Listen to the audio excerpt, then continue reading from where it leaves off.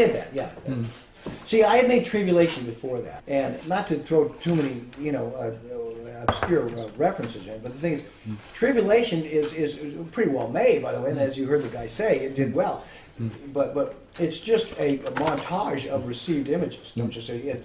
It doesn't really have a whole lot of what I'm calling the Z-axis, where people are brought into this, what we have here, like I say, three bodies in space, You're on my left, you're on my right, that wall's beyond you. Tribulation is could be a, calendar pages, strong images, but they're flat. Remember, it's more by graphics. See, when you see an image, there's hardly any depth to it. It's just from a Japanese science fiction movie or something like that. So that was the whole thing, that I wanted to create this Z-axis, a depth thing. So that's why I got into shooting my own stuff. It made it a more interesting movie with more dimension to it. But I anticipate your question. What go on? What was? No, I'm just curious because you've been working with found footage for so long, and now with Spectres, for example, and Mood, which I haven't seen yet, but it seems that there's a direction that you're going in. Yeah, I like the idea of mixing live action and found footage. It's I mean, if I don't mind saying so, it's a good idea. It's a good idea for aesthetic reasons to do this, create this new hybrid form, and it solves my problems as far as storytelling goes, but also formally, rhetorically, it's interesting. It breaks new ground. It's generous. It makes a contribution to film language. So that's why I continue to go forward with that, as well as the ventriloquism thing that I was talking. I don't know if you heard me talking earlier about the idea of putting words in people's mouths. So I like that too. And it's like I say, you haven't really seen a whole lot of that. I mean, again, it's not like me. I invented it, but I'm saying that it's a technique or whatever, a way of storytelling that's not a bad idea. I can use it. It's useful for me, and it's a great way. Some people like to paint just in monochrome or something like that. Or so some people might like to use big globs of paint. You know what I mean? But these are artistic gestures, thumbprints of my own that I would like to make part of my aesthetic. See, the mixing of live and found, and also this idea of bringing a different voice under mouths opening and closing. Puppet heads or dead movie stars.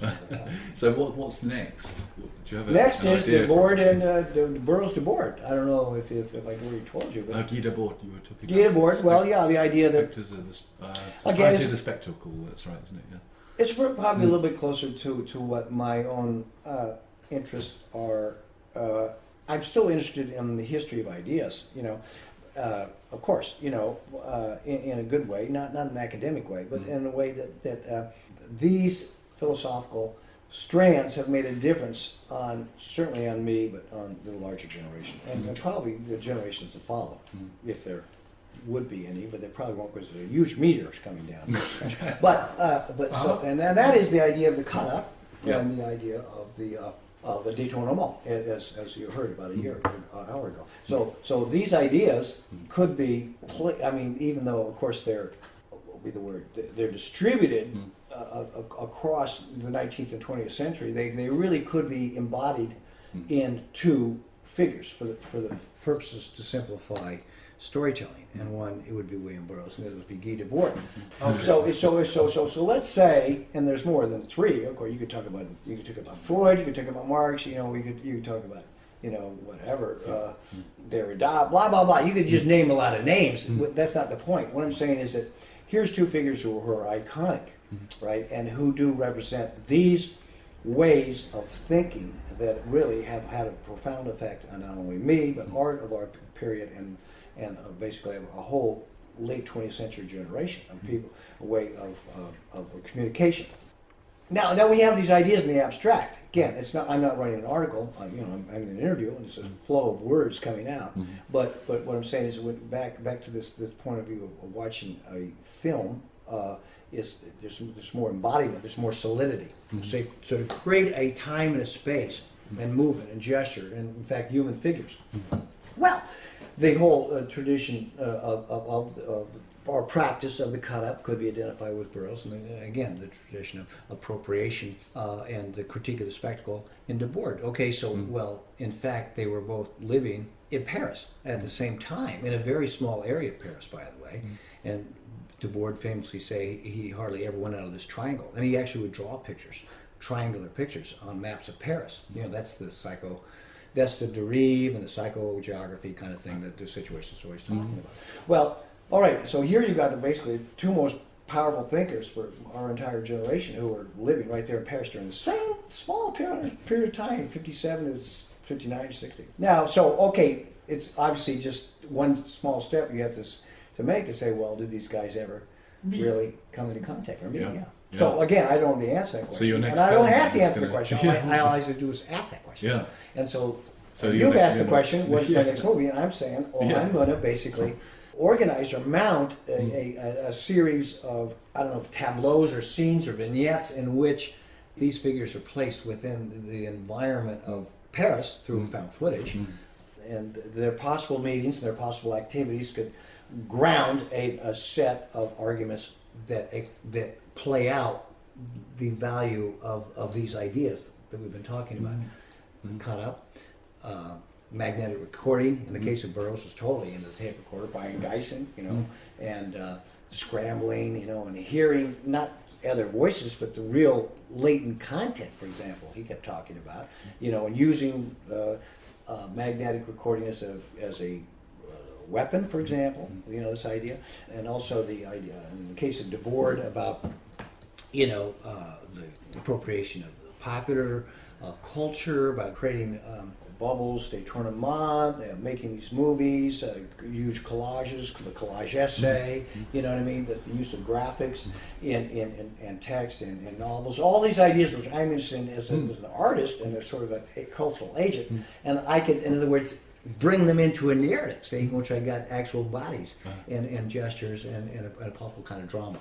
And so I'm calling it B/D or DB, you know what I mean, Debord, but though that might change. And that's something that I enjoy doing. I enjoy reading about these guys who are, pardon the term, my heroes, you know, but their ideas are strong and they resonate very deeply. And then it's a historical narrative, and just not exactly, but carrying on with the tradition of the mock-up and boom.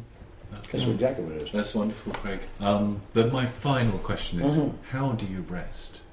How do you find the time to rest? How do I find the time? I get no rest. No. My thing, I'm carrying a heavy load. Carrying such a heavy load of big boulders, baby, on my head. I got to balance it as well. Yeah, I don't know what to say to that one. You know, like I said, I really haven't had a whole lot of rest. I mean, you know, I get sleep at night, that's for sure. But like this whole trip is a perfect example. I just had to rush out of the house, you know. I mean, you know, I didn't do any preparation at all. You know, I don't have any my clothes all day to completely smell. I didn't do the laundry. I just threw the stuff in the bag and just got over as quickly as possible. Like tomorrow, for example, I'm flying to Stuttgart, just so you know. I haven't queued anything up. You know, I wasn't able to do it ahead of time, so I had to do it basically in a period of time. You know, it took you to set that microphone up. You know, well, that's when I'll be queuing up over here, and then I'll step in front of the class, kind of thing. You know. So you trust in life? Well, don't say I don't have. It's not. Yeah, again, the question is if I could pretend to have the luxury of trusting and not trusting. You know, I mean, it's like if your boat capsizes, you know, you got to swim. Yeah. That's really my metaphor. I always end up with is the sail, the mast that went down.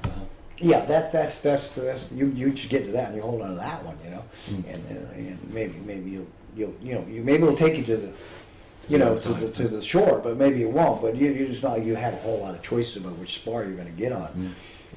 So yeah, well, do I trust in life? Yeah, just I just try to get through it, really, you know. You know, I mean, I've got this far, that's for sure. You know? Yeah, you gotta be able to take a risk, you know what I mean? Yeah, you can't be overcome by fear. Then you would never make any progress. So yeah, my whole thing is more like there's a little bit of I'll figure it out and trust in yourself kind of thing, and more like the interviewer even said, well, I don't know what question's going to ask. You know, I just to present myself, you know, in a way, put the language together, kind of thing. You know, so well, you know. good faith. It might actually be a kind of good. Maybe that's what you mean to have good faith. Whatever. I'm willing to take a risk. I have good faith in you. There you go. That's great. Yeah. Craig, we're very lucky to have had you here for the last hour, talking in your busy schedule in Berlin and Europe, in fact. Thank you very much, and good night.